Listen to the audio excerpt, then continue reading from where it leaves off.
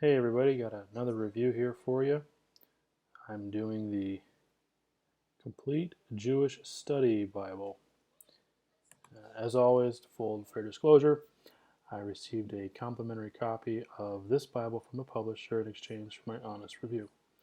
When I found out that there was going to be a Complete Jewish Study Bible, I was really hoping to get my hands on one of these. I actually own the previous edition as translated by David H. Stern. Really enjoyed the way in which he tried to make the translation more Middle Eastern and to bring out some of the richness that was there that maybe a Western mind would look at differently. A couple of things about this Bible that jumped right out at me. First one, this guy right here is arranged according to the way the Jewish people have their Bible, which is called the Tanakh. Torah, Netivim, Ketuvim.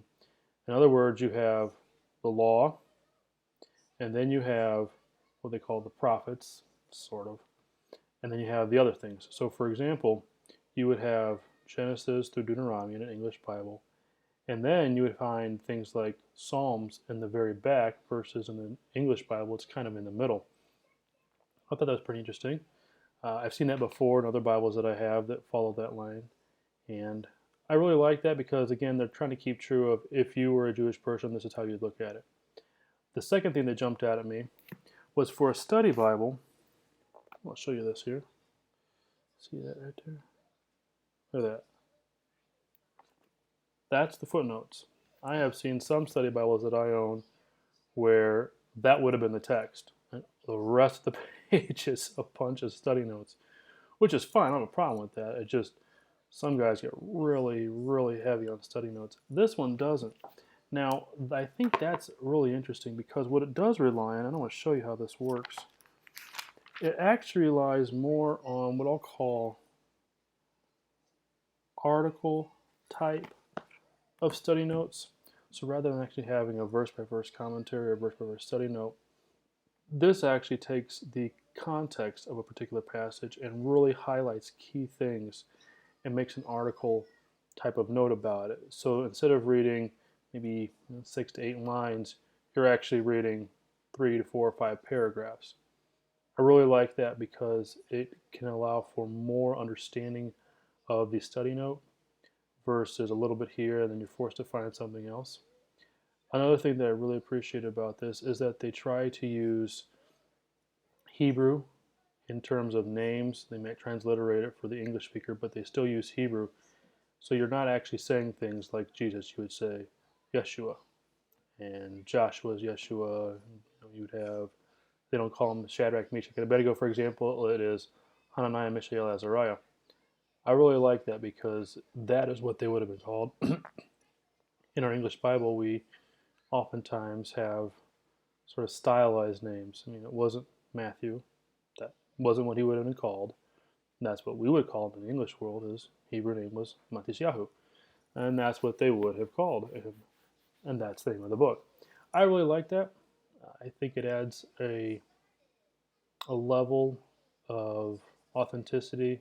Sometimes it's lost when you have sort of a transliterated, or in some cases, I guess, maybe translated name from the Greek, the Koine Greek that would have been used.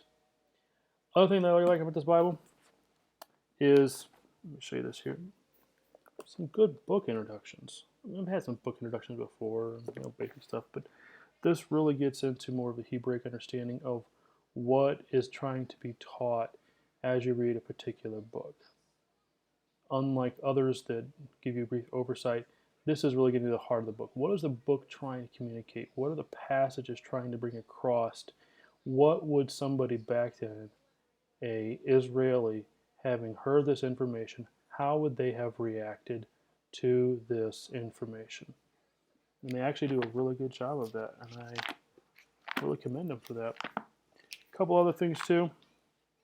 You have in the New Testament, they really try to bring out, I'll show you one here, some really good information on how things are happening in the New Testament based on Old Testament information. For example, what was happening with the feast there, and all the things. Another thing too I think was really helpful is that unlike some study Bibles that I have that don't do this, they actually have a bunch of pages here, I think 4 or 5, of just the works cited as well as works you could read for future study. I think that's key because, again, as an American, I would read this and go, say what? Because my understanding is I'm looking at it through an American's eyes. When I read something, I go, well, it has to be this. Well, why? Because as an American, that's how I would see it. We have to be careful because culturally speaking, they're not American. They don't think like Americans. They don't think like Westerners. They are Eastern people. They are Middle Eastern people. And when Jesus said something, they would have, oh, yeah, he means this. As a Westerner, I would go, oh, he means this. And come to find out, not really. No, that's just not how it works. Here's an example, poetic language. I might read as an American go, oh, that's literal. I take it literally. And what you find out is, no, Jesus was using language, or the apostles, the writer was using the language to try to get across something. A good example is in our love poems. For example, we might find someone who says, oh, when I saw her, I felt my heart stop. Well, if your heart stops, you're having cardiac arrest. That's dangerous, but we understand that to mean that you were so overcome, it felt as if your heart stopped. We don't take it literally. That can also happen with a lot of Middle Eastern terms. We have to be very careful to not read it as it actually is literal, but more so that it is poetic language. And I think this Bible does a good job of bringing that out. A couple things as far as the Bible itself, not light, a little heavy. Probably not a good idea to be carrying this baby around, but for good study, I think it's very helpful. Another positive I liked about it is that, I'll show you this here. They have good maps in the back, but I think probably the best thing that I appreciate in terms of other things, right here, you have an actual, what would have been reading, how they would read the Bible. They actually have a reading schedule, not like the yearly one that we do, but similar. And then also,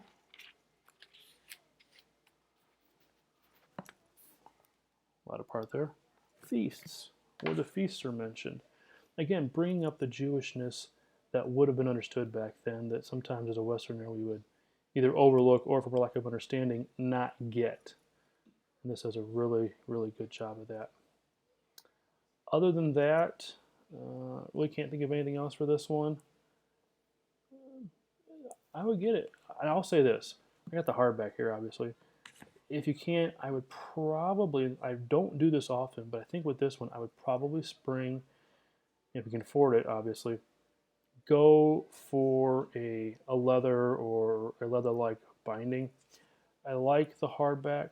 I think it's really good, but I think a leather would be a little more durable, especially if you're going to be using this a lot for Jewish study.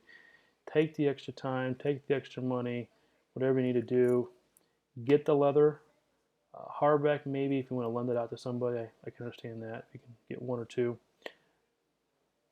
But I would probably spring for the leather, and I think you'll be probably better off with a leather bound versus the hardback. Catch you next time.